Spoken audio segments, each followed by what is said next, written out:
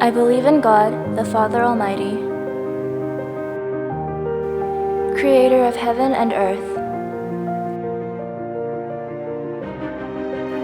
I believe in Jesus Christ, God's only Son, our Lord,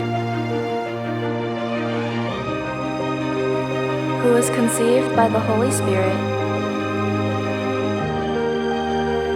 born of the Virgin Mary, suffered under Pontius Pilate, was crucified, died, and was buried. He descended to the dead. On the third day, he rose again. He ascended into heaven. He is seated at the right hand of the Father, and he will come again to judge the living and the dead.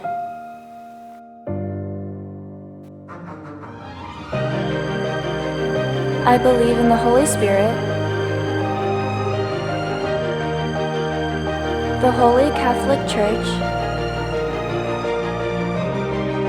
the communion of saints,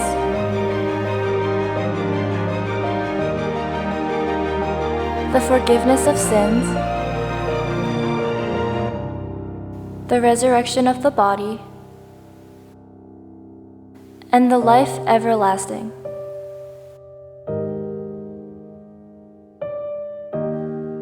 Amen.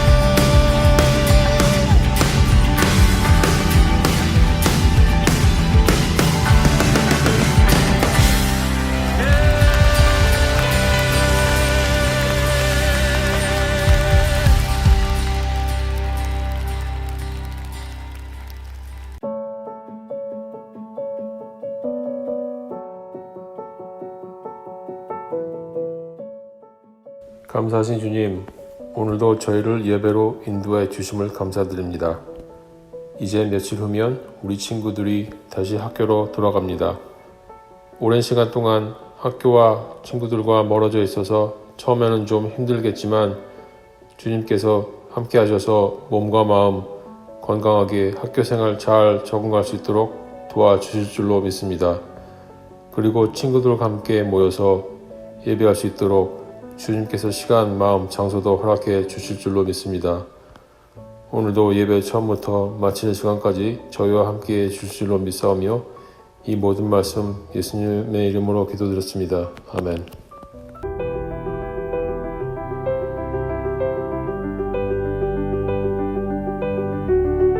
A passage from the book of 2 Samuel chapter 5, verses from 6 to 7. May God bless this reading of God's word. The king and his men marched to Jerusalem to attack the Jebusites who lived there. The Jebusites said to David, "You will not get in here, even the blind and the lame can ward you off." They thought, "David cannot get in here." Nevertheless, David captured the fortress of Zion, which is the city of David.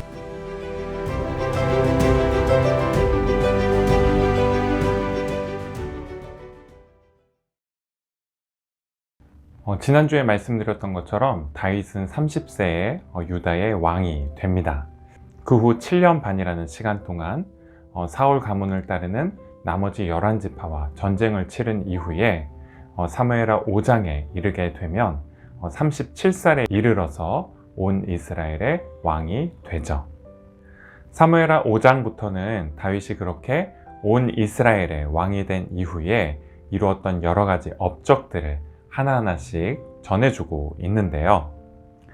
다윗이 왕이 된 이후에 이룬 여러 가지 업적들 중에서 사무엘하 5장에서 가장 먼저 소개되고 있는 일은 바로 예루살렘을 새로운 이스라엘의 수도로 정한 일이었습니다. 성경에서 다윗이라는 인물 못지않게 그 예루살렘이라는 장소는 이스라엘의 삶과 또 신앙에 있어서 굉장히 중요한 역할을 차지하고 있는데요. 구약 성경만 따져봐도 그 예루살렘이 언급된 횟수는 무려 2000번에 이릅니다. 무슨 얘기일까요? 그만큼 이스라엘의 신앙에 있어서 다윗이라는 인물 못지않게 예루살렘이라는 이 장소적인 공간 역시 굉장히 중요한 곳이다라는 그런 의미겠죠. 그렇다면 다윗은 왜 예루살렘으로 수도를 옮기려고 했을까요? 왜 그 일을 자기 평생의 최고의 업적이자 또 목표, 비전이자 가치로 그렇게 삼았던 걸까요? 표면적으로 쉽게 생각해 볼 수 있는 이유는 북이스라엘과 남유다의 통합을 위해서였습니다. 그러기 위해서는 북이스라엘의 주요 거점 도시인 베델이나 세겜이 아닌 또 남유다 지파의 거점 도시였던 헤브론이나 브엘세바가 아닌 중간에 있는 중립적인 도시가 필요했죠. 그런데 다윗이 수도를 예루살렘으로 옮긴 데에는 이런 현실적인 이유만 있었던 것은 아니었습니다. 다윗이 예루살렘으로 수도를 옮긴 것은 예루살렘에 지닌 상징적인 의미 때문이기도 했어요. 예루살렘은 살렘 혹은 샬롬, 무슨 뜻이죠? 네, 평화라는 그런 뜻을 가지고 있는데 조금 더 구체적으로 말씀드리면 평화의 기초라는 그런 뜻을 가지고 있는 도시였어요. 다윗은 평생 전쟁터에서 살아가게 됩니다. 그런데 그가 그 삶을 뒤로하고 그의 평생의 어떤 꿈이자 비전, 가치나 과업으로 삼았던 것이 바로 평화를 이루는 것이었어요. 다윗이 얼마나 평화를 바라고 또 바랬는지는 다윗이 가장 아끼던 아들들의 이름을 어떻게 지었는지를 통해서도 살펴볼 수 있는데요. 다윗의 아들들 가운데 가장 유명한 아들은 솔로몬과 압살롬이죠. 가장 아끼는 아들들에게 샬롬이라는 이름을 붙여줄 만큼 이스라엘의 왕이 된 다윗에게 있어서 가장 중요한 관심사는 바로 평화에 있었습니다.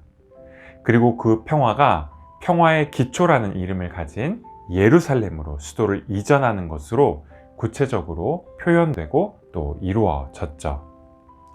물론 모든 일이 다 그렇듯이 예루살렘으로 수도를 옮기는 게 단순한 바람으로만 이루어진 일은 아니었습니다. 전략이 필요했고 또 이를 실행에 옮길 수 있는 전문성이 필요했죠.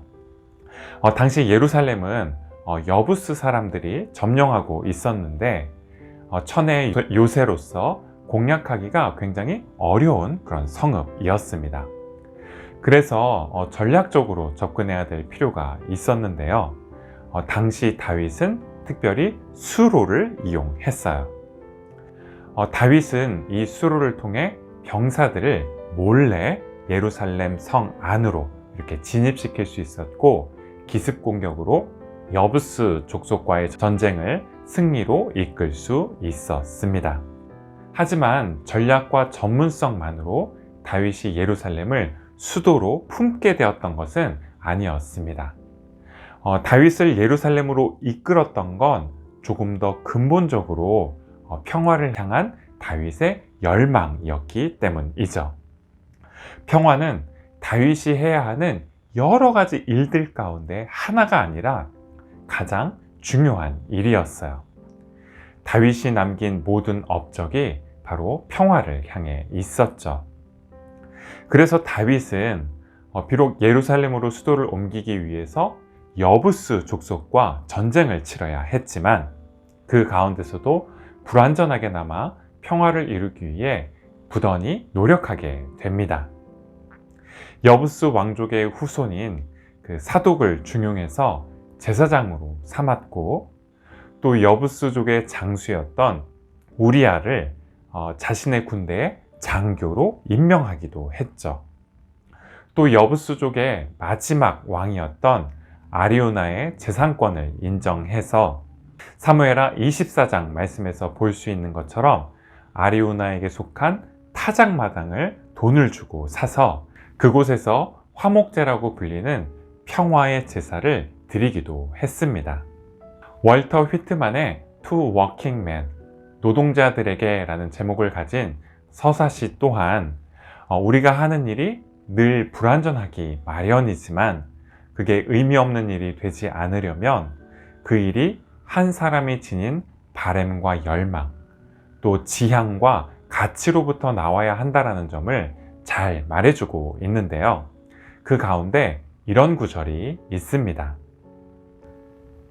We consider Bibles and religions divine. I do not say they are not divine. I say they have all grown out of you and may grow out of you still. It is not they who give the life. It is you who give the life. Leaves are not more shed from the trees, or trees from the earth, than they are shed out of you. 보통 우리는 성경이 거룩하고 또 종교가 거룩하다라고 이야기하죠. 그런데 휘트먼은 뭐라고 이야기하죠? 성경이 거룩한 이유가 어디에 있다라고요? 네, 그 기록된 말씀인 성경을 거룩한 말씀으로, 또 하나님의 말씀으로 경험하고 받아들이는 사람들이 있기 때문이죠. 그런 사람이 없으면 성경은 한낱 평범한 책에 불과하다라는 거죠. 종교 역시 어떻죠? 종교 역시 하나님 앞에 끊임없이 자기 자신을 세우고 하나님께서 부르시는 그 부르심에 끊임없이 응답해 가려고 하는 사람들이 있기 때문에 거룩하다라는 거죠. 그런데 하나님을 믿는 일만 그럴까요? 그렇지 않아요. 모든 일이 다 그렇죠. 휘트머넷이 노동자들에게의 6장 32절을 보면 다양한 종류의 직업과 각각의 직업에 따라 해야 하는 일들을 쫙 열거한 이후에 6장 32절을 다음과 같이 마무리하고 있는데요. In them, realities for you and me. In them, poems for you and me. In them, not yourself, you and your soul enclose all things, regardless of estimation. In them, the development good. In them, all themes and hints. 모든 일은 그 일이 자라나는 토대이자 토양이 되는 사람에게서 나와요. 한 사람의 영혼 가운데서 또 그 사람의 영혼 가운데 계신 하나님에게로부터 또 그 사람 안에서 함께 같은 열망과 바람을 가지고 있는 모두의 꿈으로부터 나오게 되죠. 이야기를 하나 나누고 말씀을 마무리하려고 하는데요. 반지의 제왕을 쓴 그 톨킨이 반지의 제왕을 쓰기에 앞서 쓴 그 단편 소설 가운데 Live by Nigel 이라는 제목의 단편 소설이 있습니다. 소설의 주인공인 니글은 톨킨 자신이기도 한데요. 이 소설은 톨킨이 반지의 제왕을 집필하던 때에 2차 세계대전이 터지고 또 이 소설을 완성하기까지 연구해야 할 일들이 산적하게 쌓여 있어서 결국 이 일을 끝끝내 마칠 수 없게 될 것이라는 그런 두려움을 가지고 있었던 톨킨 자신의 이야기이기도 한데요. 아닌 게 아니라 소설 속 주인공인 니글은 화가였는데 자신이 그리려고 하던 그 필생의 역작인 나무 그림을 끝끝내 완성하지 못하게 됩니다. 한편으로는 자신에게 도움을 청하는 이웃들의 요청을 하나도 거절하지 못할 만큼 마음이 착해서이기도 했고 또 나뭇잎 하나를 그리는 데에도 몇 날 며칠을 그려야 할 만큼 완벽주의적인 성품을 가지고 있었던 그의 성품 때문이기도 했죠. 또 큰 홍수가 나는 바람에 마을 재건 작업에 이렇게 끌려가야만 했고 결국 그 일을 하다가 몸이 약해져서 작품을 완성하지 못하고 세상을 떠나게 됐습니다. 그런데 그렇게 자신이 그리고 싶어 했던 그림을 완성하지 못했던 니글은 결국 실패하고 만 것일까요? 네, 그렇지 않아요. 그 소설의 결말이 보여주고 있는 것처럼 니글이 죽고 나서 이 세상이 아닌 그 저 세상에서 그가 늘 바라고 꿈꿨지만 끝끝내 완성할 수 없었던 그 나무가 그의 눈앞에 선물처럼 주어 있다는 것을 발견할 수 있었기 때문이에요. Before him stood a tree, his tree finished. If you could say that a tree that was alive, its leaves opening, its branches growing and bending in the wind, then Nigel had so often felt or guessed, and had so often failed to catch.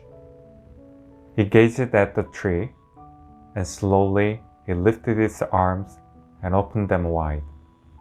It's a gift, he said. 평화는 다윗의 평생의 바람이었고 또 그 바람을 실현하기 위해서 다윗은 평생 노력했죠. 하지만 다윗의 이런 노력은 완전하지 않았어요. 예루살렘을 수도로 정하고 평화의 도시로 세우려고 그렇게 애를 썼지만 다윗 평생에 전쟁이 끊이지 않았습니다. 하지만 예루살렘을 수도로 삼아서 그곳에 성읍을 건축한 다윗은 평화를 향한 중요한 기틀을 놓게 되죠. 바로 그 예루살렘으로 평화의 왕이신 예수님께서 훗날 향하시기 때문인데요. 다윗의 자손이자 다윗의 아들로서 다윗의 손길이 곳곳에 녹아있는 그 예루살렘의 평화의 왕으로서 십자가 위에서 이 세상 모두와 평화를 이루신 예수님이 왕으로서 입성하게 되시기 때문이죠. 우리가 하는 일은 모든 면에서 불완전합니다. 또 어떤 때에는 아무 의미가 없는 것처럼 굉장히 작아 보이기도 하죠. 하지만 그것이 그 일이 가치 없거나 보잘것없다라는 것을 의미하지는 않아요. 저와 여러분이 하는 일이 또 하고 있는 공부가 그럼에도 불구하고 누군가에게 길이 될 수 있고 또 희망이 될 수 있기 때문이에요. 또 그 일을 통해서 누가 일하시죠? 네, 바로 하나님께서 일하세요. 오늘 나눈 이 말씀을 기억하면서 주가 일하시네, God's at Work라는 찬양을 함께 찬양하시겠습니다.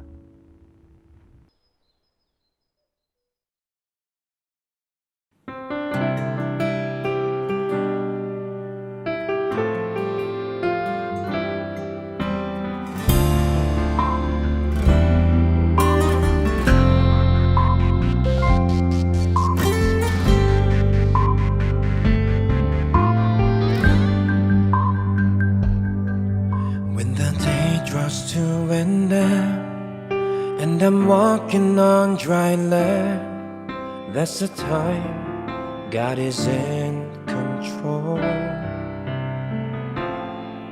When my strength is not enough and I walk with empty hands, I confess you are my provider, God. God's at work in our lives. Yes, He is in our lives as we give to Him all that we can give. God's at work in our lives.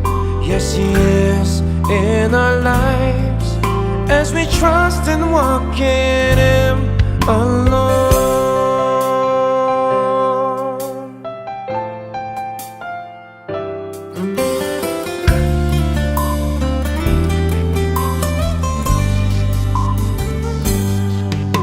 We gather in this place, God is with us here today. We experience the Father's grace. When I lay my bread and fish, offering my everything, all will now confess your provider, God. God's at work in our lives. Yes, He is in our lives as we give to Him all that we can give. God's at work in our lives. Yes, He is in our lives as we trust and walk in Him alone.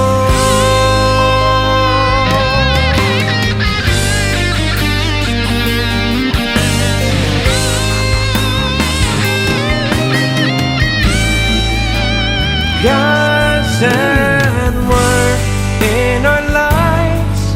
Yes, He is in our lives as we give to Him all that we can give. God's at work in our lives. Yes, He is in our lives as we trust and walk in Him alone. As we trust and walk in Him alone.